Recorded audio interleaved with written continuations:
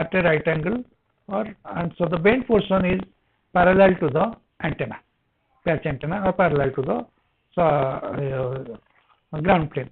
Now if it is parallel to the antenna and ground plane, then you can see that it forms a capacitance with the upper patch or as well as with the lower patch. Two capacitances connected in series. Now we have an inductance due to the probe.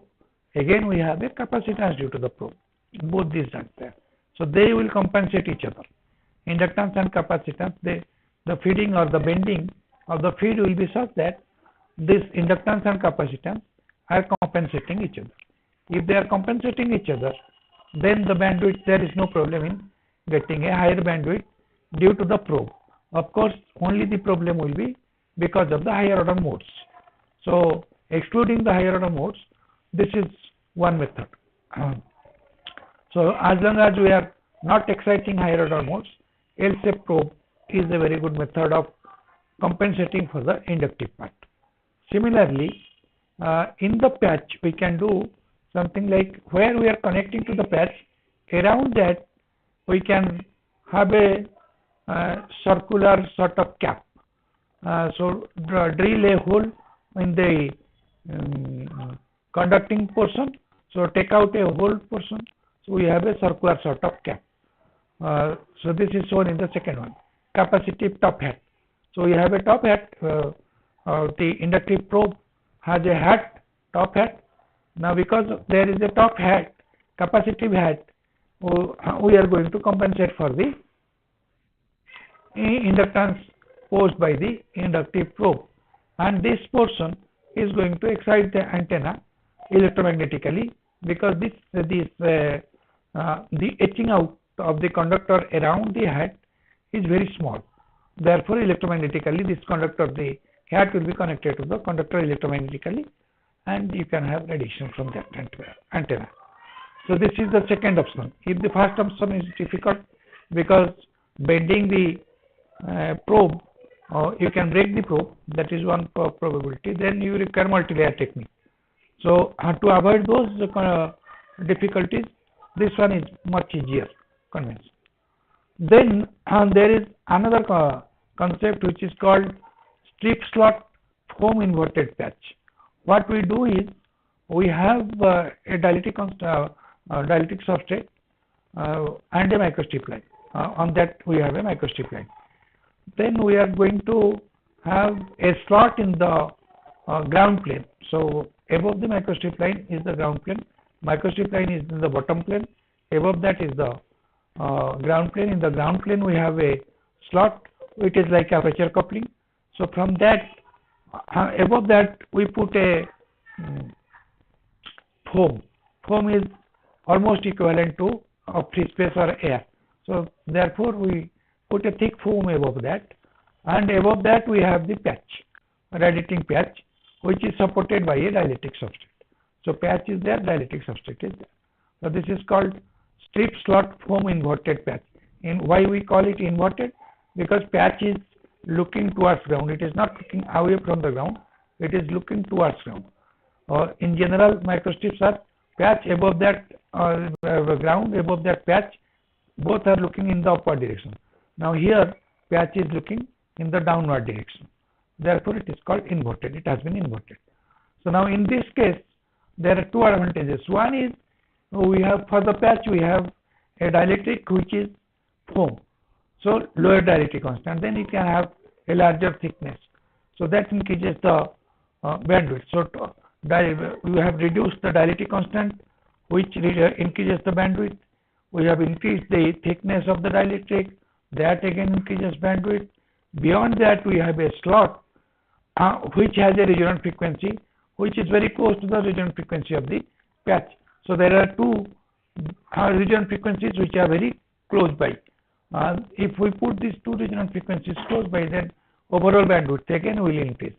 So this gives you the largest bandwidth of these three. This one will give us the largest bandwidth. About 25% bandwidth has been achieved by people using this technique. So this is the technique which we call the feed modification. Then we can go to another technique which is called the stacked patch. So what again here what is done? The microstrip line for the feeding is there. Above that there is a slot. Above that there is a ground plane. In the ground plane, microstrip line. Above that substrate. On that a slotted ground plane. The slot is so arranged that above that we put a dielectric substrate and patch at the appropriate place. Then on the patch again we put another dielectric substrate. On that there is another patch. Now the first patch is directly connected to the microstrip line electromagnetically, so that is slot fed or aperture fed, but the above patch is not connected to the microstrip line at the bottom, so it is called the parasitic patch or parasitically fed. It is fed from the first patch. So driving patch is the first one. First patch is called the driven patch. Then we have the parasitic patch. There will be two patches. You can also have more than that, more than two. One driven patch and at least one parasitic patch, or more than one parasitic patch you can have. Now using that, what happens is the slot has a bandwidth and slot has a resonant frequency. Driven patch has a resonant frequency which is very close to the soft resonant frequency of the slot. So they will form a larger bandwidth. Combined together, they will form a larger bandwidth. Then above that, the parasitic patch. The parasitic patch again has a bandwidth.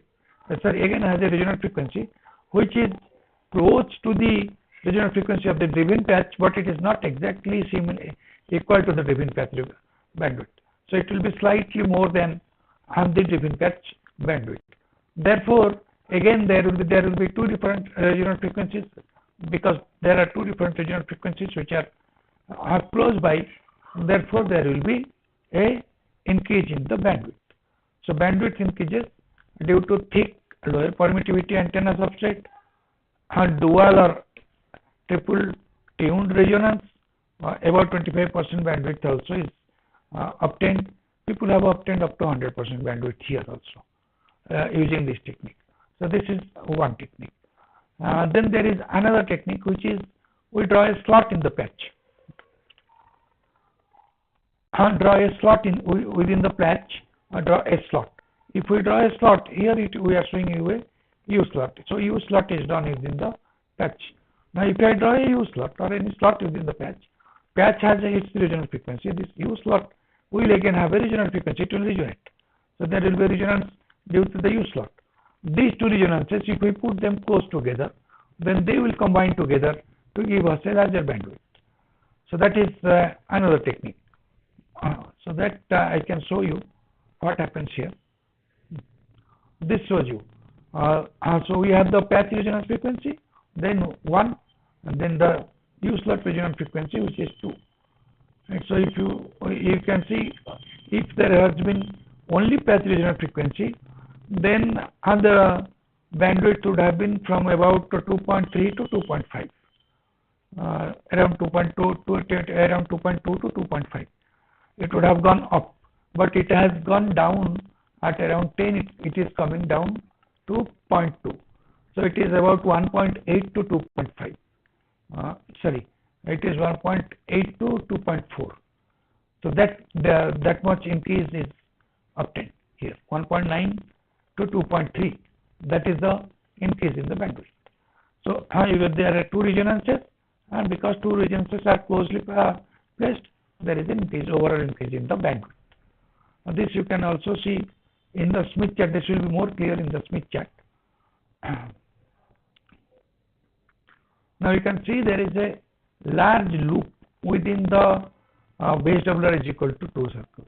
So since there is a looping, advantage of getting a loop is the loop will be completely within the circle. Therefore, had there been no loop, then a small portion of that would have been within the circle. Now because of the loop, a large portion is within the circle, and because whole loop is within this, and it is touching at 2 points, which represents the two resonant frequencies. Due to one is due to the slot, one other is due to the patch. So two represent two resonant frequencies. So over system, antenna system has two resonant frequencies, one loop within the circle, and a large portion of the impedance curve within the circle because of the looping. If you have more than one loop, then that is always better. So this shows you what we have done or what we have got because of the regional frequency, due to regional frequency enhancement of the bandwidth. This shows you something else. This shows you that the same thing in the impedance plane. So we are considering the impedance when reactance part is 0. Those portions represent the should represent the resonant frequency, but you can see here this at 1 and 3 it is touching 0 point, and at 2 it is touching 0, but at 2 the real part is maximum. So for resonance to occur, you have to have two conditions. One is reactive part has to be 0. 2 is the real part has to be maximum. So these two must occur for proper resonance, from which there will be sufficient radiation. Other two portions there is resonance, but those resonance is not for antenna, that is for the parasitic. So those resonances are not useful to me. So only at 2 we are getting good resonance, and it is antenna is radiating. Next. Now we can see the simulation of the U-slot antenna. This shows the simulation of the U-slot antenna, how the field is distributed. Field is distributed at 2.31 gigahertz. The distribution of the field, compare that with the distribution at 2.2 gigahertz. Now, if you remember the previous slide, go back. Now here you can see the slot is excited. The red portion is in the center of the patch. The slot is excited. That is what is contributing to the radiation. Major contribution comes from the slot, which is close to the patch. Then the next one, 2. Here the center is not excited, but both the sides are excited. So which means we are exciting the patch. Patch is excited, because of that contribution is coming. So radiation is coming from the patch. So there are two resonances due to the structure modification that we just saw. Then these are some of the methods by which we can enhance the bandwidth. Then we can also sometimes will not require a large bandwidth. We require more than one resonant frequency. Small bandwidths, more than one resonant frequency. So that also we can have. Let us consider we require suppose 2 bandwidths or 2 resonant frequencies which are not forming a large bandwidth. So they are sufficiently separated. How do we do that? So this is called a dual band antenna. Dual band antenna means it has 2 bands, 2 bands of resonance. So in one band it is resonating, in the other band it is resonating. Both these bands are not merging together. They are not close together to merge. How I will get that? First look at the right hand figure. We have the antenna, then we have a small strip, microstrip beyond the antenna. Now between these two there is a cap, white cap. What we do is we connect that through a pin diode. Now when pin diode is forward biased, then the total length of the patch is from the left edge to the complete right edge. So the small strip and the white strip, they are connected together. So that will give a larger length, so lower frequency. When the pin diode is off, then the smaller strip is off, cut off from the patch. So we will have a smaller edge, smaller radiating edge. Therefore, we will have a higher band. So we have 2 bands. One is low band, other is high band. 2 bands we can get. You can keep on increasing by adding more strips on either side of the patch. Okay. So this is one. Other is if I do not have this active element, which was the pin diode in the previous case. Suppose we are not comfortable with that, then what we can do is design the patch as a E patch. So the left hand side shows you a E patch. In this we have a E has 3 arms, a large arm, a small arm. The larger arm is responsible for the lower frequency, low band frequency, and the smaller end is responsible for the higher band frequency. Now question you can ask me, why larger arm is responsible for small and smaller arm is responsible for higher frequency? Answer is simple. F is proportional to 1 by A. Expressions you remember, F is equal to C by 2 times epsilon r effective, root over of epsilon r effective into L effective. L effective is equal to L plus 2 delta L. Now if I increase L, then F will decrease. So larger arm is for lower band frequency. If I decrease L, then F will increase. So smaller arm is for higher band frequency. So that is what we do here. Now we have designed an antenna like that. We have simulated an antenna. You can see this antenna, the field distribution. This is from a side, therefore the arms look similar, although the one arm is middle arm is slightly smaller than the other arms. You can see the two region frequencies, distinct two frequencies. They are not close enough to be high or to give you a wide bandwidth. Okay.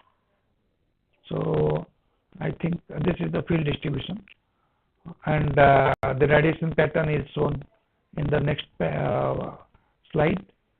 Next slide. This shows the radiation pattern. It almost resembles the radiation pattern of a rectangular patch antenna, although we have drawn slots or cut out a portion. Because of that, there is small amount of distortion. Otherwise, it is almost resembling the radiation pattern of a rectangular patch antenna. So with it, we come to the end of microstrip antenna. So the lecture series on microstrip antenna comes to an end here. So we stop the presentation here.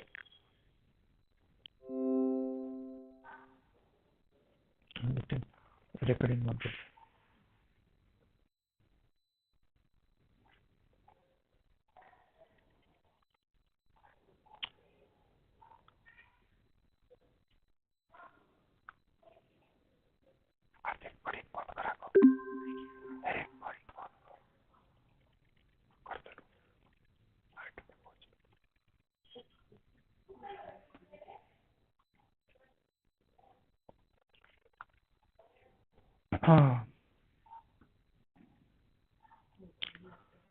Okay, so this was